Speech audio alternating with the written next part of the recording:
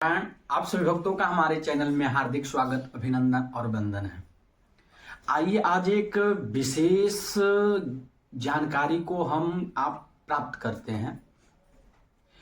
एक प्रश्न आया हम लोगों के सम्मुख कि क्या हम लोग अपने घर में अपने मरे हुए घर के किसी सदस्य का या पितरों का फोटो रखकर क्या हम प्रतिदिन पूजन कर सकते हैं।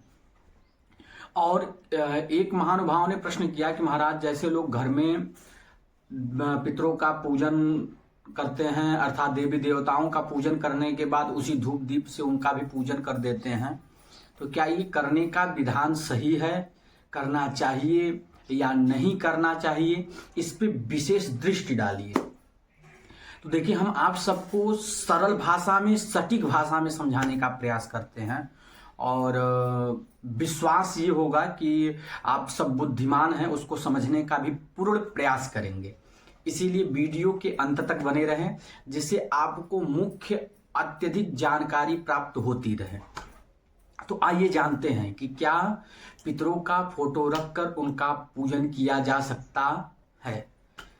तो मैं आपको एक विशेष बात बताऊं कि पुराणों में गरुड़ पुराण और स्कंद पुराण और अगर देखा जाए तो मनुस्मृति और महाभारत में पितरों के पूजन के बारे में कुछ न कुछ चीजें, तथ्य अवश्य दी गई हुई हैं। और अत्यधिक जानकारी के लिए अनंत श्राद्ध पद्धति गीता प्रेस बनाता है, उसमें भी विशेष करके केवल मृत व्यक्तियों के पूजन के बारे में ही विशेष बताया गया है। ठीक, तो जैसे कि हम आप करते क्या है, जैसे प्रतिदिन पूजा करते हैं फिर उनका भी पूजन करते हैं। मैं आपको एक विशेष बात बताता चलूं, देवताओं के पूजन की विधि अलग होती है, पितरों के पूजन की विधि एकदम विपरीत दिशा में अलग होती है। क्यों? पितरों की पूजा जब भी करेंगे, किसी भी दिन करेंगे, आपको अपसभ्य होकर करना होगा, और देवताओं की पूजा जब भी करेंगे आपको सभ्य होकर करना होगा। ये विशेष बात है। तो जैसे लोगों ने कहा, तब क्या किया जाए। देखिए, पितरों को प्रतिदिन भोजन निकालना, जल देना, तर्पण करना, ये सब विधा नित्य क्रियाओं में आती हैं, ऐसा नहीं है कि नहीं आती हैं, लेकिन उसका भी विधि मैंने बताया ना, सभ्य और असभ्य की भांति बदल जाता है। लेकिन अब आप सोचिए कि जिस धूप दीप से अपने देवताओं की पूजा कर रहे हैं, उसी धूप दीप से पितरों की पूजा कर देंगे तो पितृ खुश हो जाएंगे। तो याद रखिएगा, अगर ऐसा अपराध आप कर रहे हैं तो कदापि मत करिए। दूसरी बात, आजकल एक बहुत बड़ा परंपरा चल पड़ा है कि दक्षिण दिशा के दीवार पे पितरों का फोटो रखना चाहिए, दक्षिण दीवार की तरफ उनका फोटो लगाकर पूजन करना चाहिए। हम आपको एक विशेष बात बताएं गरुड़ पुराण के अनुसार। तो गरुड़ पुराण कहता है कि पितरों की पूजा अत्यधिक पृष्ठभाग से की जाती है। पृष्ठभाग मतलब जैसे कि आप कभी नारायण बलि कराएंगे, त्रिपिंडी श्राद्ध कराएंगे, तो जो पितरों की पूजा होती है, अनेक प्रकार के जितने भी पितरों होती है, वो कर्ता दक्षिणाभिमुखी होकर करता है। ठीक, और पितरों का दर्शन कैसे करता है?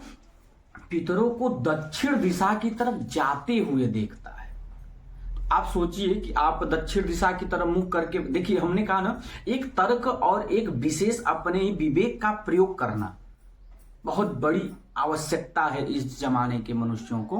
तो जैसे आवश्यकता क्या है, जैसे आप मान लीजिए दक्षिण दिशा की तरफ बैठकर आप मुख करके पूजन कर रहे हैं और कोई दक्षिण दिशा की तरफ जा रहा है, वो जा रहा है, स्वर्ग का मार्ग दक्षिणवर्ती हो जाता है, तो दक्षिण दिशा की तरफ जा रहा है, तो आप बताइए कि कैसे होगा वो? उसका पृष्ठभाग ही आपको दिखेगा ना। पितरों का सम्मुख दिखना कहीं ना कहीं पुराण दोषी ठहराता है, और पितरों के पृष्ठभाग की पूजा करना कहीं ना कहीं पुराण शुभ मानता है।